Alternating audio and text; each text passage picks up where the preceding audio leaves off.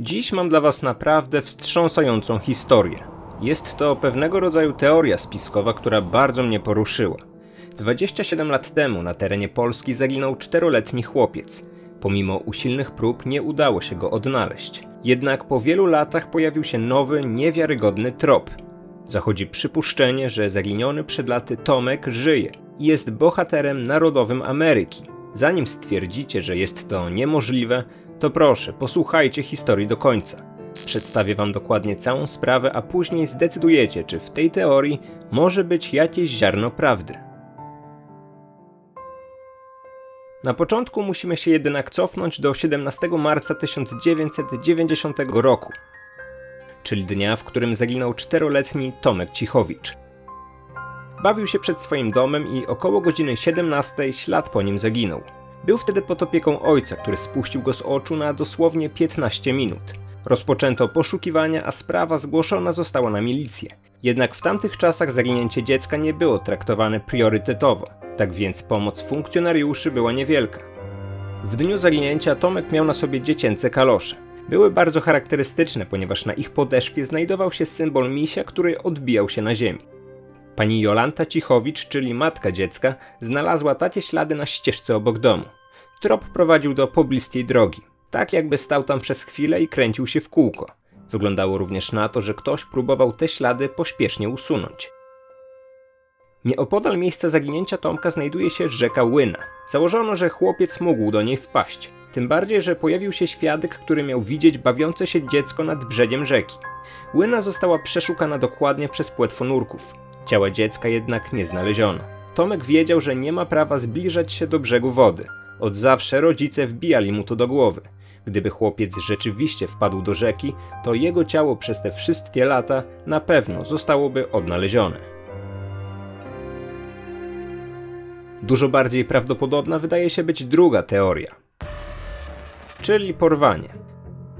Przed zaginięciem Tomek bawił się z innym mieszkającym w okolicy chłopcem. Niedługo po zdarzeniu porozmawiała z nim matka zaginionego dziecka. To, czego się dowiedziała, było przerażające. Bawiłaś się wczoraj z Tomkiem? Chłopiec odpowiedział twierdząco. A w co się bawiliście? W pedałówkę. To taka zabawa, proszę pani, że rower się stawia na siodełko i kręci się jak najszybciej i najdłużej pedałami. I co, Tomek zostawił cię i poszedł do domu? Nie, proszę pani. Tu przyszedł taki bardzo brzydki pan. Dlaczego brzydki? Bo miał takiego dużego wąsa i kurtkę taką do kolan, brązową jak kora drzewa. I co, ten pan bawił się z wami? Nie, rozmawiał z Tomkiem, a później wziął Tomka za rękę i z nim poszedł, o tam. W tym momencie chłopiec wskazał kierunek, na którym znaleziono charakterystyczne ślady podeszwy z misiem. Kolega Tomka miał zostać przesłuchany przez milicję, jednak nie zgodzili się na to jego rodzice. Po jakimś czasie zmienili zdanie, jednak wtedy chłopiec nie powiedział już o tajemniczym mężczyźnie z wąsami. Wyparł się nawet wcześniejszej rozmowy z matką Tomka i o żadnym brzydkim panu nie wspomniał ani słowem. Jolanta Cichowicz od samego początku miała 100% pewność, że jej syn żyje. W akcie desperacji odwiedziła kilkunastu jasnowidzów.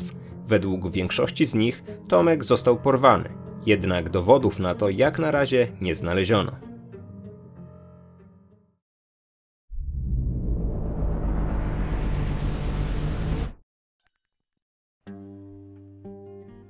Od zaginięcia chłopca minęło już 27 lat.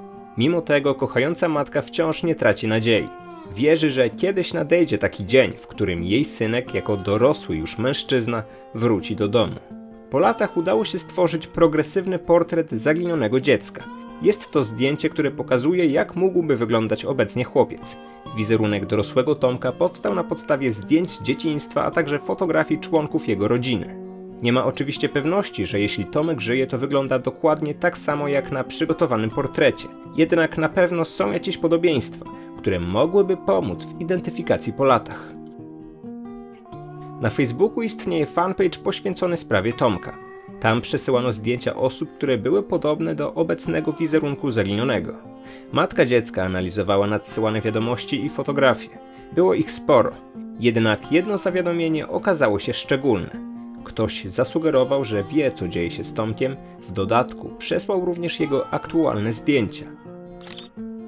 Pani Cichowicz, gdy je zobaczyła, poczuła coś szczególnego. Była to iskierka nadziei, ponieważ w oczach amerykańskiego żołnierza, który otrzymywał odznaczenie od prezydenta Obamy, dostrzegła spojrzenie zaginionego synka. Ta wiadomość wysłana została przez niejakiego Wernera Douglasa, jednak było to tylko fikcyjne konto, które wkrótce później zostało usunięte. Nie udało się zatem dotrzeć do autora wiadomości.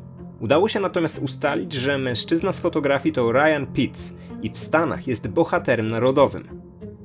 Na tym zdjęciu otrzymuje Medal Honoru za bohaterstwo podczas wojny w Afganistanie. Po wpisaniu jego danych na goglach możemy znaleźć o nim wiele informacji, jednak nigdzie nie ma dokładnej daty jego urodzenia. Różne źródła podają co innego. Ale jego wiek zgadza się z tym, ile miałby dziś lat zaginiony Tomek Cichowicz.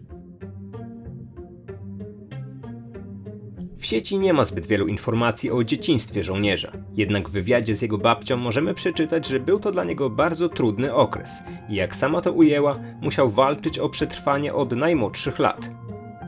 Ryan nie nosi tego samego nazwiska co jego rodzice, ma przyrodniego brata, który również ma inne nazwisko. Udało się ustalić, że dziadek żołnierza miał polskie korzenie, a nawet mówił w naszym języku. Na początku lat 90. zrezygnował z funkcji wicedyrektora w szkole, aby uczyć w domu swojego wnuka Ryana. W tych latach bardzo często się jednak przeprowadzali. Nie wiemy jednak, jaki był tego powód. Najprostszym sposobem, aby rozwiać wszelkie wątpliwości, był oczywiście kontakt z tajemniczym mężczyzną. Podjęto więc taką próbę.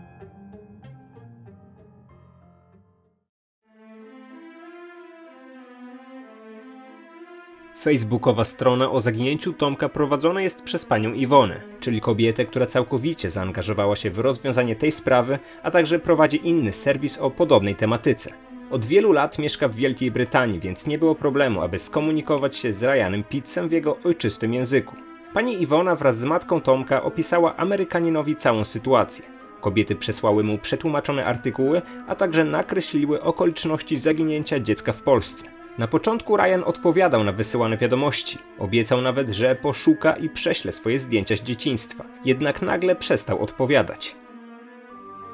Zaginiony Tomek miał bliznę po wycięciu wyrostka robaczkowego. Poproszono Ryana, aby sprawdził, czy ma taki ślad u siebie, a także, czy jego grupa krwi to 0RH+, bo właśnie taką grupę miał zaginiony chłopiec. Mężczyzna jednak na tę prośbę nigdy nie odpowiedział.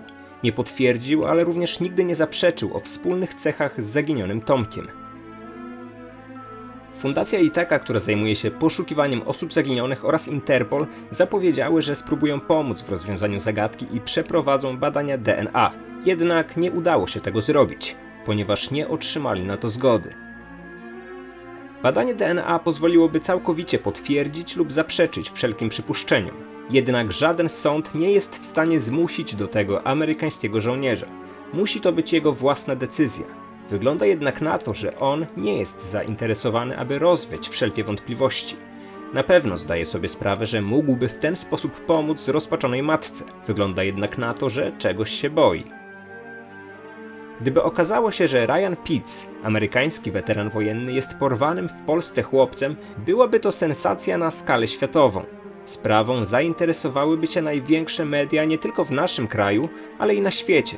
Życie tego żołnierza już nigdy nie byłoby takie jak wcześniej. Co więcej, mogłoby się to przecież również wiązać z problemami dla jego amerykańskich bliskich. Trzeba byłoby przecież ustalić, kto porwał chłopca 27 lat temu oraz w jaki sposób trafił do rodziny, która go wychowała. Pojawił się również pomysł, aby wynająć prywatnego detektywa. Taka osoba mogłaby w jakiś sposób zdobyć materiał biologiczny od Ryana i później porównać to z kodem członków rodziny Tomka. Jednak dowód zdobyty w ten sposób nie miałby żadnej wartości dla sądu. Ponadto nie chodzi przecież o zwykłego obywatela USA, ale bohatera narodowego, żołnierza amerykańskiej armii odznaczonego Medalem Honoru. Nikt nie podjąłby się takiego zadania, ponieważ konsekwencje byłyby zbyt ogromne. Amerykanin nie odpowiada na wiadomości na Facebooku, jednak wszystko odczytuje. Wysłano mu zdjęcia domu Tomka, miejsca, w których się bawił, a także jego przedszkola. Przetłumaczono mu wszystkie materiały prasowe o zaginionym Tomku. Ryan odczytuje każdą z wysyłanych wiadomości, a przecież mógłby po prostu zablokować rozmówcę. Mężczyzna wie, że tą sprawą interesowały się polskie media. jednak nie protestował. Ryan dobrze zdaje sobie sprawę z powagi sytuacji i że nie jest to żadna próba wyłudzenia od niego pieniędzy. Mimo wszystko nie reaguje. Nie zaprzecza medialnym doniesieniom. Może wie, że to prawda i gdzieś w podświadomości chciałby rozwiązać tę tajemnicę i poznać swoją polską biologiczną rodzinę. Jednak zdaje sobie również sprawę z tego, że konsekwencje mogłyby być zbyt duże. A może nawet to Ryan założył fikcyjne konto i naprowadził ludzi z Polski na ten trop, jednak później się z tego wycofał. To tylko hipoteza, ale jestem bardzo ciekawy, co wy myślicie o całej tej sprawie. W każdym razie matka zaginionego Tomka przyznaje, że ma 100% pewność, że Ryan to jej biologiczny syn.